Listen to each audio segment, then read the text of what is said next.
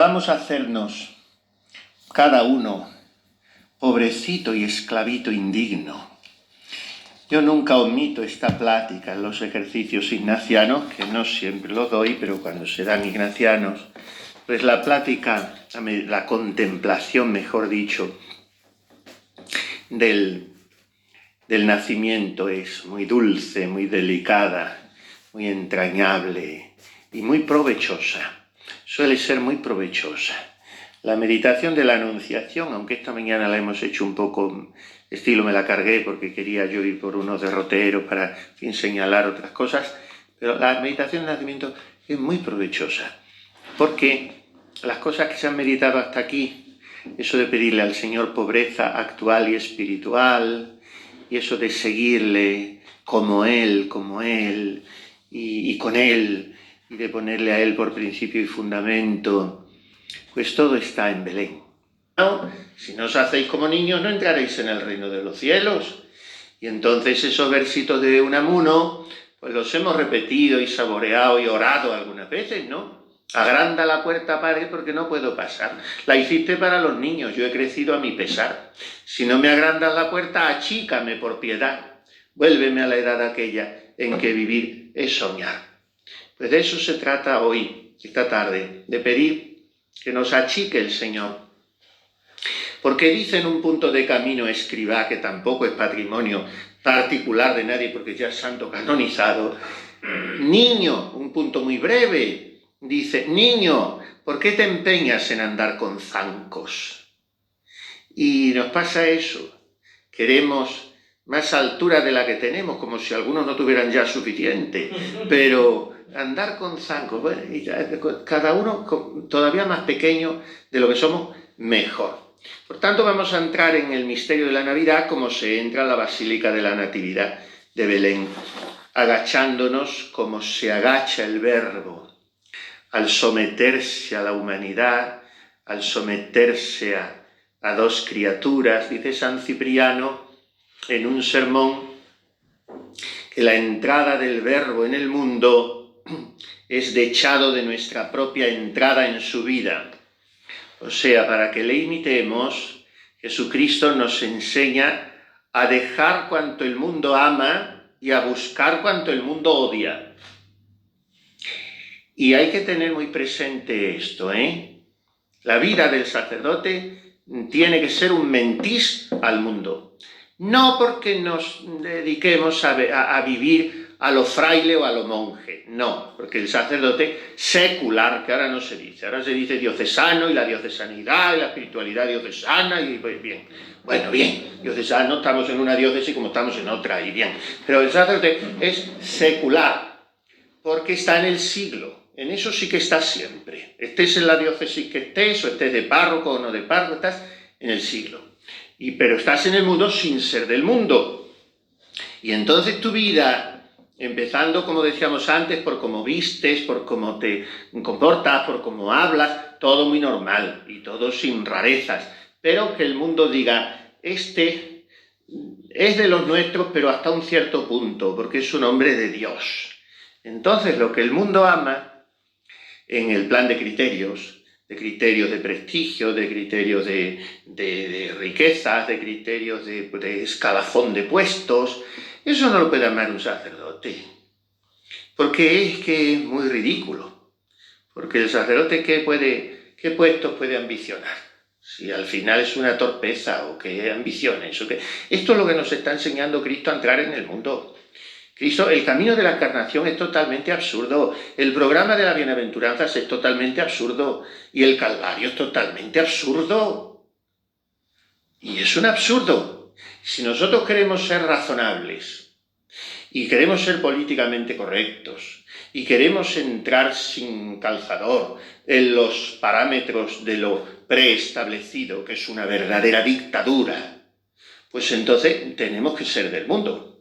Ahí no hay más cera que la que arde. Y por tanto, no imitaremos a Cristo. Esto es lo que nos enseña Belén. Esto es lo que nos enseña. Y hay un segundo y permanente Belén, Porque claro, la encarnación tiene muchos pasos progresivos. Y el primero es la concepción virginal del Verbo en el seno de María Inmaculada. Y el segundo es su aparición en el mundo en Belén.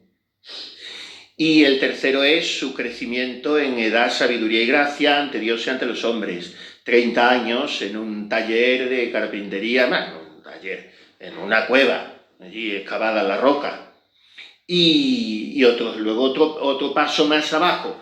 Y 3 años pasando hambre y calor y frío, incomodidades, impertinencias de la gente, que tuvo que nuestro Señor aguantar tantísimas que no le dejaban ni comer, que se dice pronto. Porque lo que más cansa en el sacerdocio es la gente.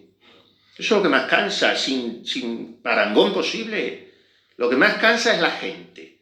Porque la gente es pesada por naturaleza. La gente, como lo que nosotros tenemos más bien son... La mayoría es el elemento femenino, el que a nosotros nos circunda. Pues la mujer no tiene medida. Y la mujer te empieza diciendo, mire usted, no quiero ser pesada. Pues no lo sea usted. Ya está, ya desde el momento que está viniendo lo está haciendo. La gente no tiene medida. Y eso cansa. Bueno, pues figúrate que no se ha cundido la fama en los Ibores, ni en las Anchuras, ni en ningún sitio, de que tú curas leprosos y resucitas muertos y das la vista a los ciegos, que el día que se cunda esa fama no te arriendo las ganancias, porque no puedes salir de tu puerta, los tienes al día todos amontonados, a los de toda la comarca. Porque la gente nos busca por eso, porque le damos de comer, como decía nuestro Señor. ¿Qué me buscáis? Porque os doy de comer. La gente nos busca porque le vamos a mentar a su padre 4 veces en la misa de difunto mejor que 2. Entonces la gente es pesada y eso cansa. Pero nuestro Señor en eso tiene otro escalón más abajo de su encarnación. Porque seguir sometiéndose a la gente. Y jamás aparece en el Evangelio una sola impaciencia de Jesús, que era manso y humilde de corazón, con nadie. Aparecen algunas veces sus indignaciones con los hipócritas, que es distinto, pero no sus impaciencias con los pesados, que es lo que tenemos nosotros tantas veces, por lo menos yo. Impaciencia con los pesados porque te ponen a 100 por hora.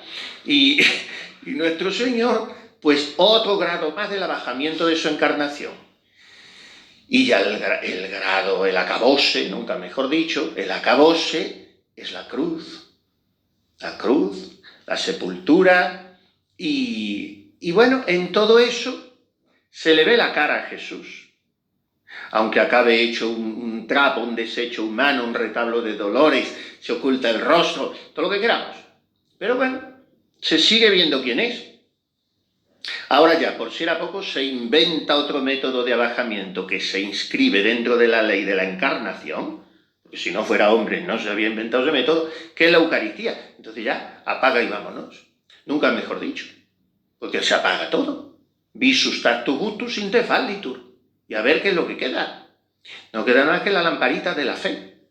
Esperemos que sea un poquito más potente, más vistosa, más airosa y más elegante que ese horror de simulacro que hay allí puesto, que cuando yo lo he visto me ha dado escalofríos, porque no sé qué lamparita del Santísimo es aquella. Pero bueno, aquello es una especie de piloto de un cuarto de baño que está allí puesto. Pero bueno, entonces, quiere decir que es el colmo en nuestros señores, abajamiento tras abajamiento. Y es el más difícil todavía. Al triple salto mortal, nunca mejor dicho, porque es un salto mortal. Siempre a la muerte. Y hay una suerte de muerte que va más allá todavía de la muerte física, por muy envuelta que esté en circunstancias dolorosísimas, estremecedoras, que es la muerte, la kenosis eucarística. Bueno, pues todo eso en germen está en Belén. Porque en Belén aparece él como un niño haciendo pucheros y lloriqueando y temblando y haciendo todo lo que hacen los niños. No vamos a circunstanciarlo más ni a detallarlo más, pero decir, que el niño Jesús lloraba, y sí, lloraba y hacía todo lo que hacen los niños, y era Dios. Entonces, bueno, pues esto es el abajamiento. Viene primero como mendigo de posada, no hay sitio para él. Y después, entre animales, para cumplir la profecía de Isaías, el buey conoce su pesebre y el asno el establo de su amo, y mi pueblo no conoce a su Señor. O sea, dice Santo Tomás de Aquino que Jesús al nacer se comportó con su madre como un hombre rico y poderoso que se hospeda en casa de un aldeanito, sin interés, solo por servirle y agraciarle. El rico, al despedirse, paga muy bien el hospedaje al anfitrión. Así que al nacer de ella, Jesús dio a María altísimos dones de gracia, contemplación del misterio y júbilo celestial. Ya decíamos ayer que la santidad de María crece de gloria en gloria. Abisus abisum invocat, in voce cataractarum tuarum. Una cima grita a otra cima, el abismo llama al abismo, o sea, una profundidad de gracia atrae más profundidad de gracia. María, la potencia obediencial, el decir constantemente sí, el cumplir la voluntad de Dios con perfección, y entonces la santidad de María, como decíamos ayer, es un torbellino en el que el entendimiento se pierde, porque es imposible imaginar cómo una criatura que en el instante de su concepción, antes de nacer, supera todos los coros de los ángeles y de los santos de todos los tiempos, y que sigue creciendo en gracia. Pues uno de esos subidones, perdonad la palabra un poco irreverente, en gracia, es el éxtasis extraordinario que tuvo la Santísima Virgen en el parto del niño en Belén. El otro día lo leía yo por la Madre Ágreda, esta Navidad, y dice que le recibieron San Miguel y San Gabriel al niño. Ella se quedó sola, claro, tuvo un éxtasis, y como el rayo de sol atraviesa el cristal sin romperlo ni mancharlo. Pero no tuvo nada que ver con un parto, fue un parto, perfectamente parto. Bueno, perfectamente no se rompió el himen, no se quedaron violados los claustros de su virginidad, es el misterio tan precioso, ¿no? María Virgen in partu, que hoy se predica poco, incluso algunos lo ponen hasta entre paréntesis. María Virgen en el parto, hay un misterio ahí precioso, que también es otro milagrazo, decimos milagro, que concibiera virginalmente y que pariera virginalmente. Mucho cuidado. Dice, Dios hizo lo que le dio la gana y se lució con su madre a lo Dios, como él se puede permitir el lujo de hacerlo, y ahí queda eso, que para eso voy a nacer una vez en toda la historia de la humanidad, y entonces hizo lo que le dio la gana, la real gana, que para eso es el rey del cielo y la tierra. Y entonces el éxtasis de María en el parto, ¿qué sería aquello? Y San José bendito se retiró, pudorosa y discretamente, y además por celar el misterio. Porque ya sabemos que nuestro Padre San José, y ese es el motivo de las mal llamadas dudas de San José, que más bien diríamos luchas o la suspensión del juicio de San José. Y así lo explican San Jerónimo y San Francisco de Sales, muchos autores. Es un detenerse ante el misterio, es un no saber y por lo tanto no pronunciarse y dejar a Dios ser Dios y actuar. No es que cabe en su mente la sospecha de una infidelidad de María y entonces le hace la concesión de que no sea lapidada.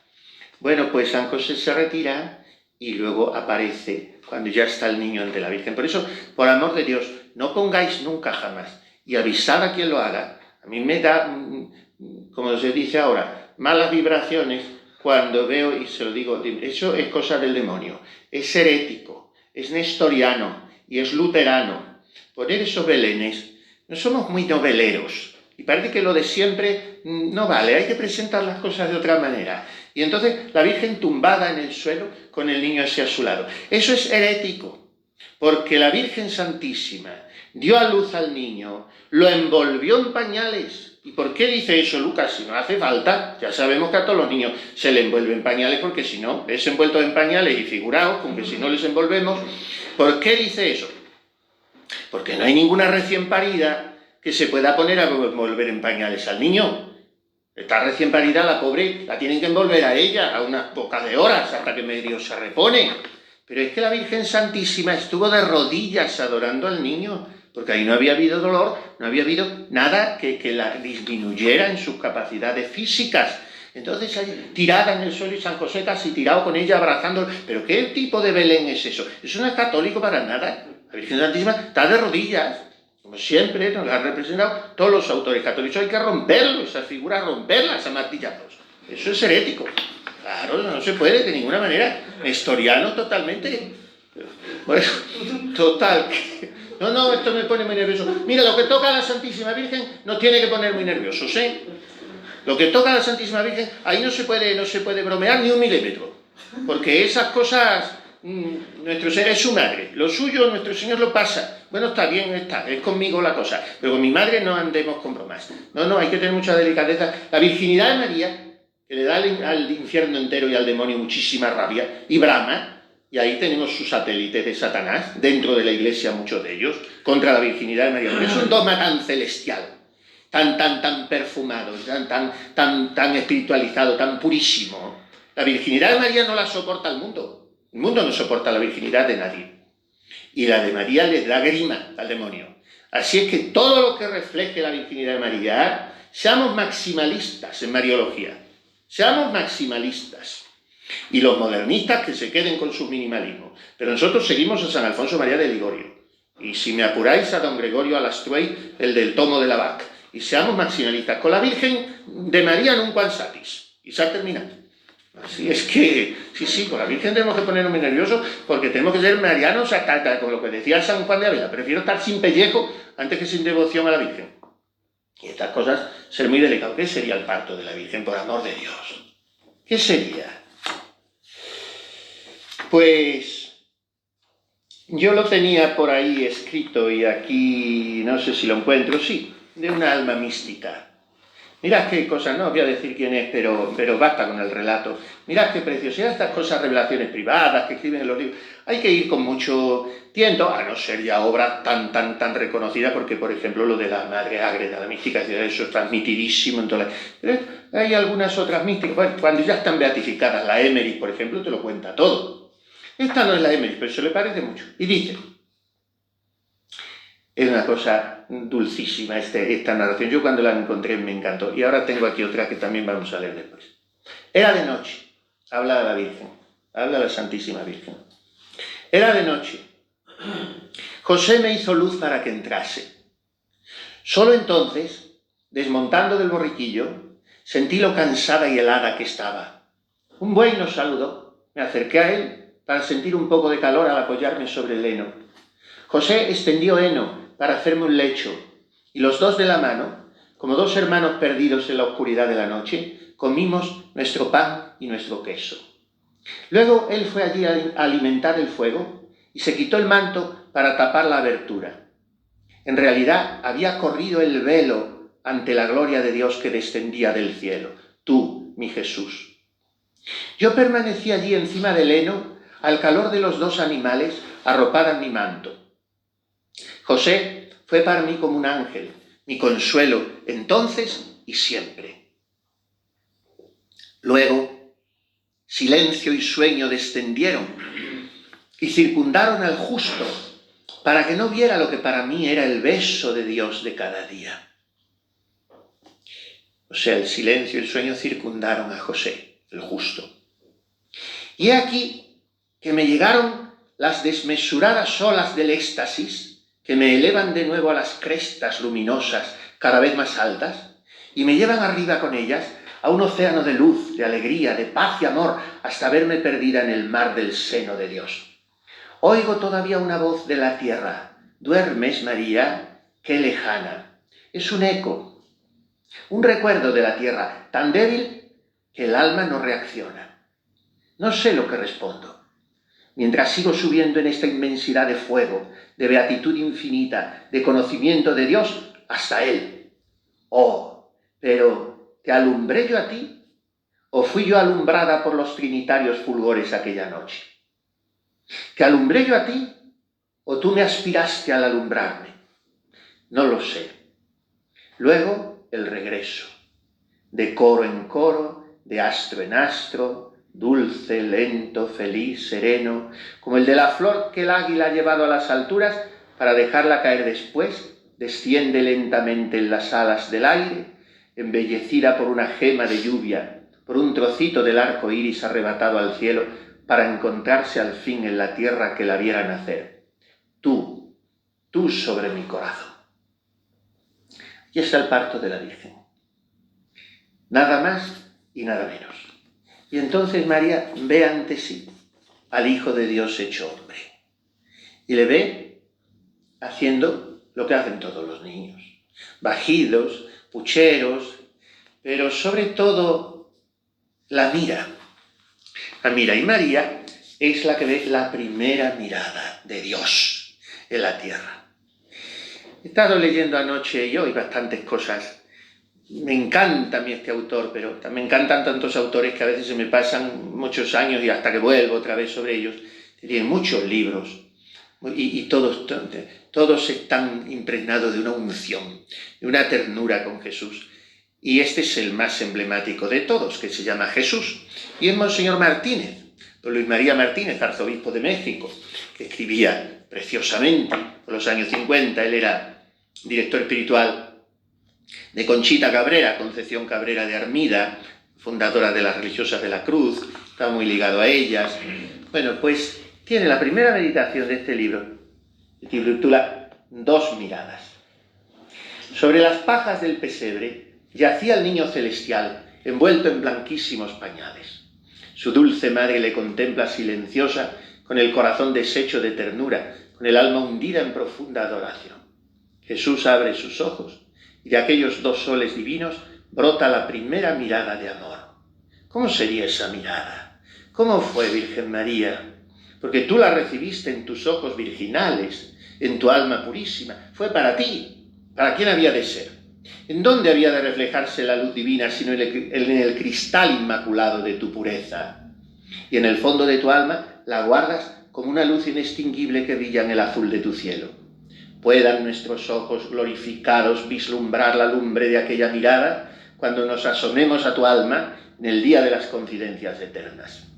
Pero la impaciencia de nuestro amor se atreve en el destierro a soñar el misterio de esa mirada divina. Y entonces hace una meditación preciosa, teológica, pero muy poética, como veis al mismo tiempo, sobre la primera mirada de los ojos de Jesús, a través de la cual se asoma no solo su alma humana, purísima, santísima, perfectísima, sino la luz increada, el Verbo de Dios.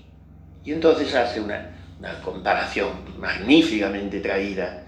El Padre engendra a su Hijo con una mirada única, infinita, eterna.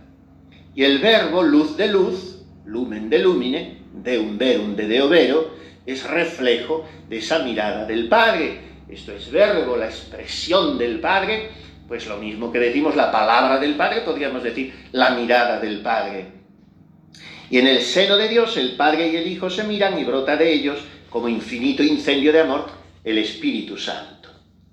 Pues bien, esa mirada divina, al pasar por la atmósfera pesada de la tierra, toma un matiz profundamente humano.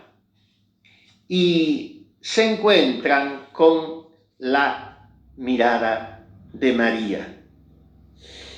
Y dice para terminar la meditación, y aquí viene lo profundo, el Verbo no mira sino al Padre, ni debe ser mirado sino por el Padre. Por eso, toda mirada de Jesús es la eterna mirada del Verbo que se esconde y se revela al mismo tiempo en la luz sensible de sus ojos.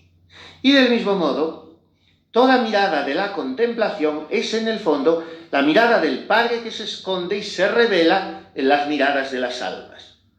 Pero en ninguna se revela con tan gran perfección la mirada del Padre como en la de María. Así como el Padre comunicó a la dulce Virgen su fecundidad cuando el Espíritu Santo la cubrió con su sombra, así quiso comunicarle a María un reflejo de su eterna mirada. Y cuando Jesús, al abrir sus ojos divinos, se encontró con los ojos de María, se llenó de inefable complacencia, porque descubrió al Padre que lo miraba a través de los ojos puros, tiernos y dulcísimos de la Virgen María. Y en la tierra de las lágrimas, en la gruta pobre y humilde de Belén, se realizó, ante la admiración de los ángeles, como un maravilloso trasunto del eterno misterio de la vida de Dios. Y al fundirse las miradas de Jesús y de María en la santa unidad del amor, los cielos y la tierra se llenaron de la gloria de Dios, y la paz verdadera que los ángeles cantaron en aquella noche bendita. Esto es lo que nosotros podemos percibir de Belén, sensiblemente hablando, lo que puede captar nuestra contemplación, nuestra composición de lugar, nuestra aplicación de sentidos, la vista espiritual, incluso el olfato espiritual, el perfume, porque en esta contemplación muy adecuada la aplicación de sentido que enseña San Ignacio, ir a besar al niño y aspirar el perfume y paladear el sabor de cielo que hay en Belén, en fin. Bueno, pues eso es lo que puede captar nuestra contemplación. Pero hay un más allá que no puede captar, que es esa vida íntima trinitaria y es el abrazo inconmensurablemente amoroso del Padre y su Verbo, que es el Espíritu Santo. Por eso tenemos que pedir en esta contemplación lo que pedimos en el prefacio de Navidad. Lo que pedimos mal pedido cuando lo pedimos en español, pero en fin, lo pedimos como podemos, que conociendo a Dios visiblemente, Él nos lleve al amor de lo invisible. Ut invisibiliter Deum cognoscimus, perum in invisibilium amorem rapia amor. Aquí está la fuerza, que seamos arrebatados al amor de lo invisible. Lo mismo que María fue arrebatada por un abrazo absolutamente sublimante, estático, extasiante de Dios, nosotros seamos arrebatados, porque seamos llevados, es una cosa como demasiado serena para este torbellino tan dulcemente violento de amor que está en la encarnación. Entonces seamos arrebatados, como el águila lleva el pajarillo sobre las alas y el pajarillo que estaba aterido con el plumón empapado, según esa comparación, ese cuento tan hermoso de Santa Teresita, de repente se ve ante el sol, y cuando lo iba él a haber soñado, pero claro, ha llevado el águila, el Espíritu Santo. Pues esta es la primera mirada de Jesús y en ella podemos detenernos nosotros esta tarde. ¿Qué hace el niño en Belén? ¿Qué hace el niño? Es aquel cuyo trono es el cielo, se sienta sobre las alas de los querubines, y helo aquí, en un pesebre, entre animales. Poetizamos mucho Belén, nuestros nacimientos son una idealidad. Es que se los inventó San Francisco en Grecho. San Francisco no se inventó nada, pero San Francisco lo que hizo fue llevar un buey y una mula allí, como un cura de no sé dónde llevan ovejas y mulas y no sé qué a su misa del gallo. Bueno, pues bien, no. Belénes los inventaron los españoles, ni más ni menos, porque Nápoles era de la corona de España. Y el Belén del nacimiento a nuestro estilo, que la vieja asa castañas y que el pastor fríe huevos, lo que no hicieron nunca ni las viejas de Belén ni los pastores de nada, y se vestían con un sombrerete con una pluma y esas cosas. Nuestra sincronía belenista es una preciosidad. Eso es un tratado teológico. Yo no sé si hay tesis doctorales sobre eso, pero tendría que haberlas. Porque la sincronía belenista quiere decir: un niño nos ha nacido hoy, un hijo se nos ha dado para nosotros. Y entonces me hago una figurita de un curita con una sotana que soy yo y la pongo allí al lado del pesebre porque estoy allí. Y la vieja de las castañas es la que yo veo en la esquina de mi pueblo. Y el niño ha nacido hoy, ahora, aquí. Y yo he visto a la gente como a mí me da la gana. Y el napolitano los vestía como en su época y nosotros no los vamos a vestir como en la nuestra porque nos cargaríamos el Belén. Pero en fin, pero he dicho la sincronía del Belén, perdón, la diacronía, porque el Belén nuestro lo que hacemos es desencajarlo de su tiempo, pero el misterio es eterno. La encarnación está sucediendo siempre, es un abrazo de Dios al mundo, y eso tiene mucha miga, que nosotros en nuestro Belén pongamos nuestra sociedad. Y que el Belén andaluz ponga un cuadro con unos gitanos allí bailando flamenco y que el otro ponga otro cuadro de lo suyo. ¿Por qué? Porque el niño nace hoy para mí. Y esto es lo que tengo que ver y lo que tengo que gozar y lo que tengo que saborear y considerarme salvado como si presente me hallase, dice San Ignacio de Loyola. Entonces, si yo pongo el Belén como se lo encontraron María y José, el pesebre, mejor dicho, el establo, pues no voy a querer estar presente. porque no estaba muy presentable, por mucho que con unos ramajos hiciera el pobre San José una escoba como pudo y lo adecentara aquello, pero vamos a quitarle a la hora de la verdad poesía al Belén, porque para eso ya estamos nosotros para ponérsela cuando armamos nuestros belenes y esas cosas, pero la poesía estaba muy escasa en Belén, estaba muy escasa. Tampoco vamos a ponernos en plan bulmaniano, desmitificador, como ese villancico horriso, ¿no? Como casi todos los que se cantan hoy. En Belén no había campanas, en Belén no había alegría, en Belén no había nada, pues entonces ¿qué había en Belén? No. En Belén estaba Dios, me parece poco, pero fue duro, Belén, fue duro. Entonces, ¿qué hacía el niño? Estar en un pesebre entre animales, sí, porque se acuerda don Rubencito de la música de ese villancico, que es para matar a su compositor directamente. Pues, entonces, ¿qué hacía? Lo siguen cantando las monjas Pepis, porque las monjas Pepis están felices de haberse congelado en los años 70 en todos los sentidos.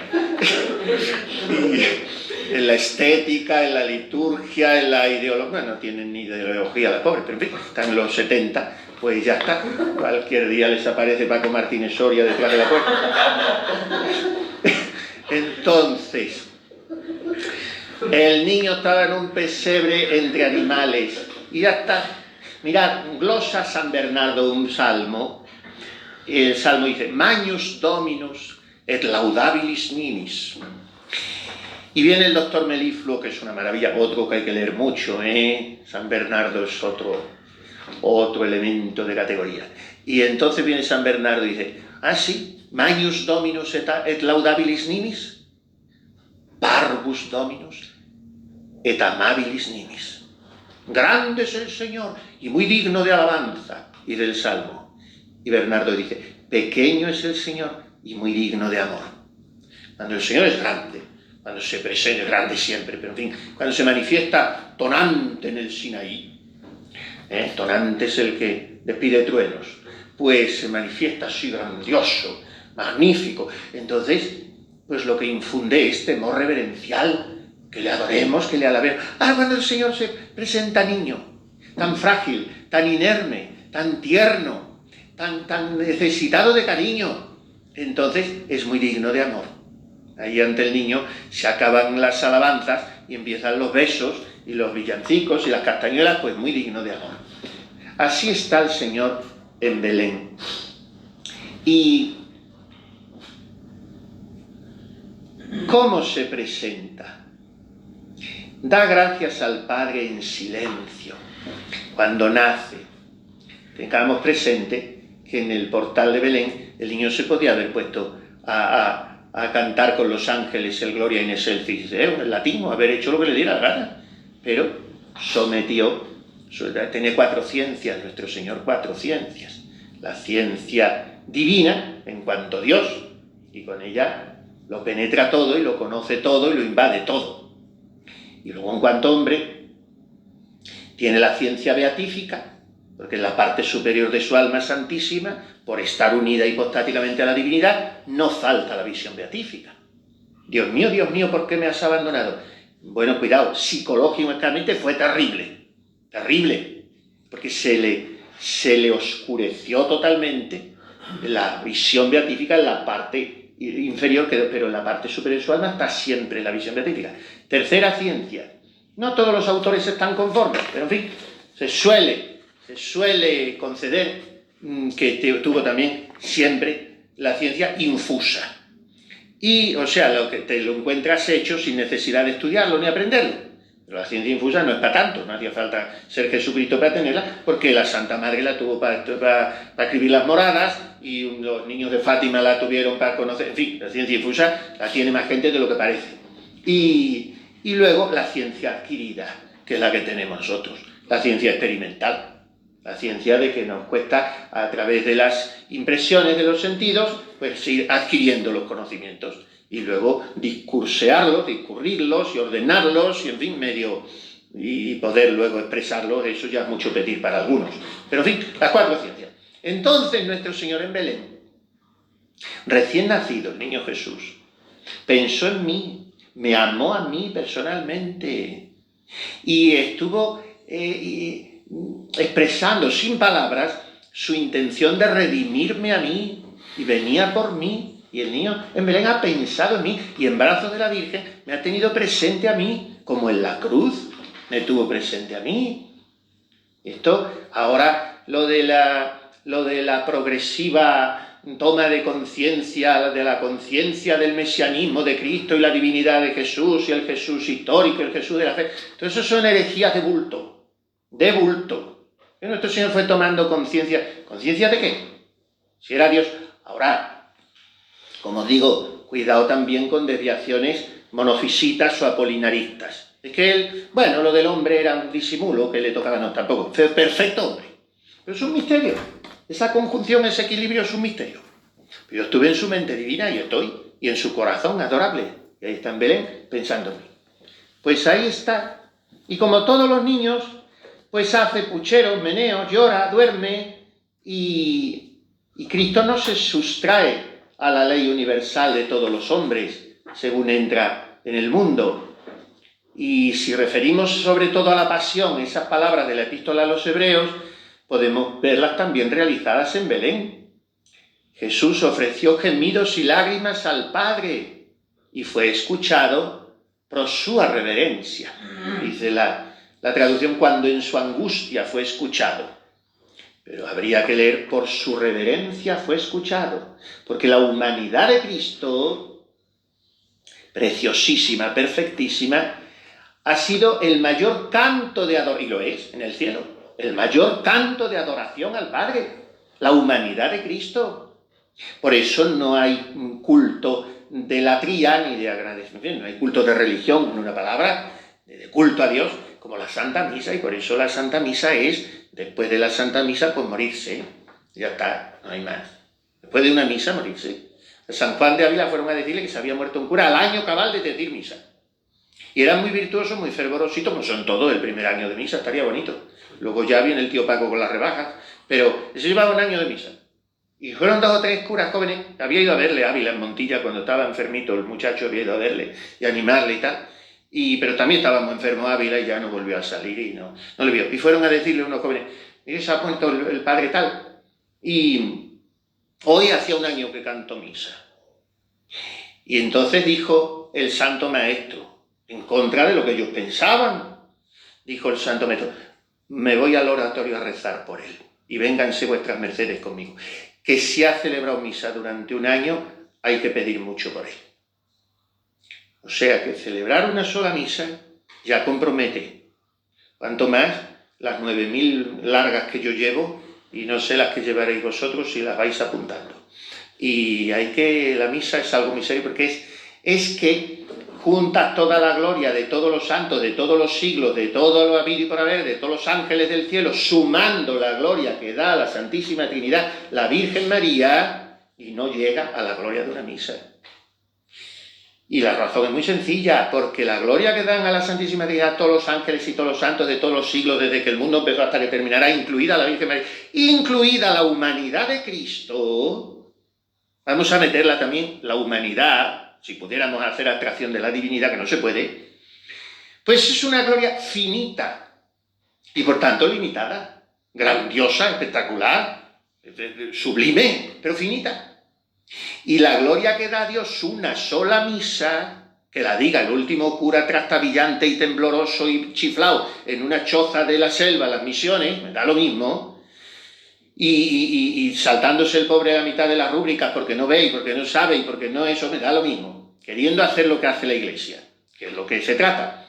Esa sola misa da más gloria a la Santísima Trinidad. Por eso hay que temblar, y hay que prepararse muy bien a la misa.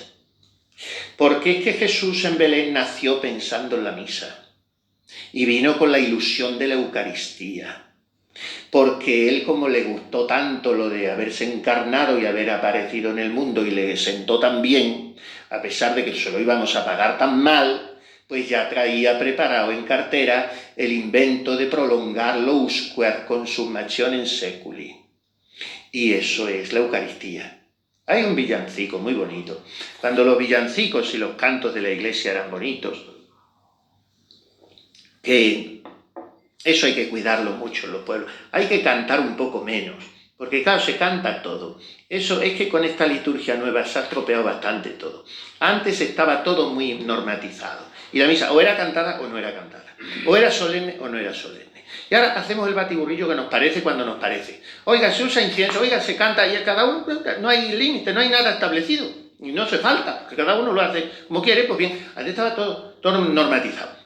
Y la misa que era cantada era cantada. Y la que no, pues se rezaba y estaba en silencio todo el tiempo, la ayudaba a la gente horrores a contemplar y a rezar y a estar con sus intenciones, y no un palabreo constante, que es de lo que hemos llenado la liturgia, como dice Ratzinger y el cardenal Sara. Hemos desprovisto a la liturgia del silencio, del sacrum silentium, que es cuando se adora. Y entonces la hemos llenado de palabra humana, palabra humana, palabra humana. Entró una chica en una iglesia americana recién convertida, a la chica, no la iglesia, la chica. Y entonces, es que depende cuando se ponga el adjetivo antes o después.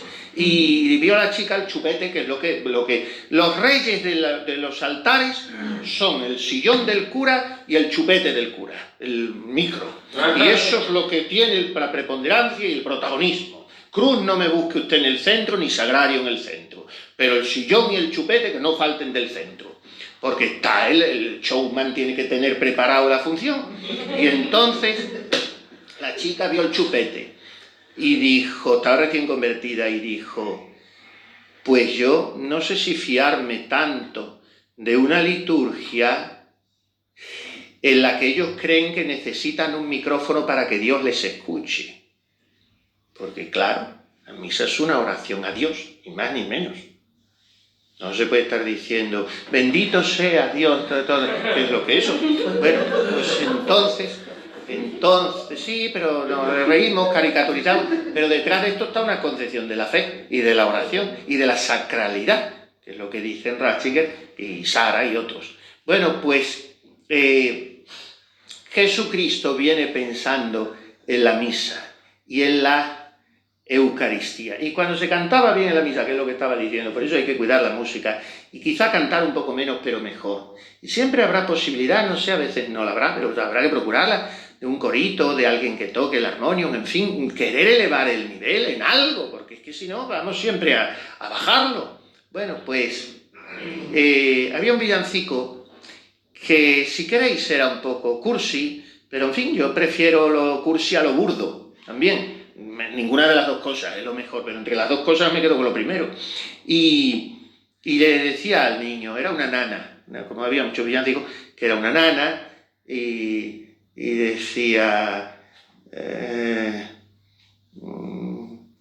ruiseñor que en la selva cantando llora, canta mientras la cuna se balancea, a la nanita nana, nanita ea. Bueno, total, que tiene una estrofa que le dice al niño, pimpollo de canela, rosa en capullo, duerme tú, vida mía, mientras te arrullo. Duérmete que del alma mi canto brota, y un deliquio de amores es cada nota. Capullito de rosas y de alelíes, dime que estás soñando, que te sonríes. ¿Cuáles son tus ensueños? Dime, alma mía, parece que murmuras Eucaristía. Bueno, estos son los ensueños de Jesús en Belén.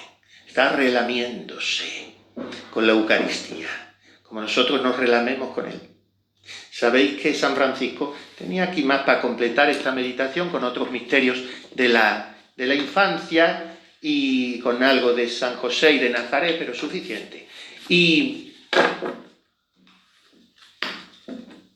San Francisco de Asís, tan enamoradísimo de la humanidad de Cristo, porque fue el que abrió brecha y a partir de él empieza el descubrimiento de la devoción a la humanidad de Cristo, y los franciscanos, los místicos franciscanos, son extraordinarios. Y no me refiero solo a los de primera hora, a los Buenaventuras y su generación, sino a los místicos franciscanos españoles. Hay 3 tomos en la BAC, y bueno, pues está Laredo, Osuna, Francisco de Osuna con su abecedario espiritual, y Fray Alonso de Madrid. Bueno, son gente que hay que leer de vez en cuando. Fray Juan de los Ángeles, los triunfos del amor de Dios y la conquista del reino de Dios de Fray Juan de los Ángeles. Eso es turrututú. Pues esos místicos hay que leerlos. Y todos vienen de que San Francisco y Santa Clara se han vuelto locos con la humanidad de Cristo. Y la humanidad de Cristo tiene 2 pilares, sobre todo, que son la infancia y la pasión.